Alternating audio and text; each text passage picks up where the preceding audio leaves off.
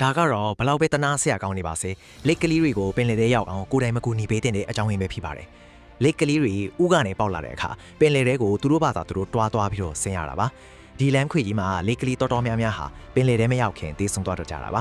ဒါကိုမြင်ရတဲ့အခါကျွန်တော်တို့ကတနာပြီးတော့သူတို့ကိုပွေချီးပြီးတော့ရေထဲတိုက်ရိုက်ချပေးလိုက်ရင်အသက်ကရရောင်မဲလို့ချင်းမိတတ်ကြတယ်ဒါပေမဲ့ဒါဟာအကြီးမားဆုံးအမားတစ်ခုပါပဲဘာလို့လဲဆိုတော့ဒီခရီးစဉ်ဟာသူတို့ရဲ့အနာဂတ်တစ်ခုလုံးကိုဆုံးဖြတ်ပေးမယ်အရာမို့လို့ပါတဲတုံပြင်ဘောကနေပင်လယ်ထဲကိုတွားနေတဲ့အချိန်မှာသူတို့ရဲ့ဦးနောက်ကဒီနေရာကိုအမြဲတမ်းမှတ်သားထားလိုက်ပါတယ်ကမ်းခြေရဲ့အနက်နေမင်းကြီးရဲ့အရက်မျက်နှာနဲ့ကဘာတန်လိပ်စက်ခွင့်အချက်ပြမှုတွေအားလုံးကိုစစ်အုပ်ချေမှာတင်စီထားပြီး Google Maps လိုမျိုးအလုံးလုပ်ပေးပါတယ်။နောက်နှစ်ပေါင်းများစွာကြာလို့ဒီလိပ်မှာကြီးလာဥဖို့အချိန်တန်လာတဲ့အခါသူတို့မွေးခွားခဲ့တဲ့နေရာကိုအထိချပြင်လာနိုင်ဖို့အတွက်သမုတ်တရားကြီးကိုကီလိုမီတာထောင်ချီဖြတ်ကျော်ပြီးကူးခတ်လာမှာပါ။တကယ်လို့တင်ကသူတို့ကိုရေထဲတိုက်ရိုက်ချပေးလိုက်မှဆိုရင်ဒီလိုမရက်မျိုးဘယ်တော့မှဖြစ်ပေါ်လာမှာမဟုတ်ပါဘူး။အကျိုးဆက်အနေနဲ့သူတို့ဟာဥမဲ့နေရာမှာသွားတာဒါမှမဟုတ်တစ်ဆက်လုံးဥမဥနိုင်တော့တာမျိုးတွေဖြစ်သွားနိုင်ပါလေ။ဆိုလိုတာကတခါလေးကူညီလိုက်မိတာဟာလိပ်မျိုးဆက်တစ်ခုလုံးကိုပျက်စီးသွားစေနိုင်တာပါ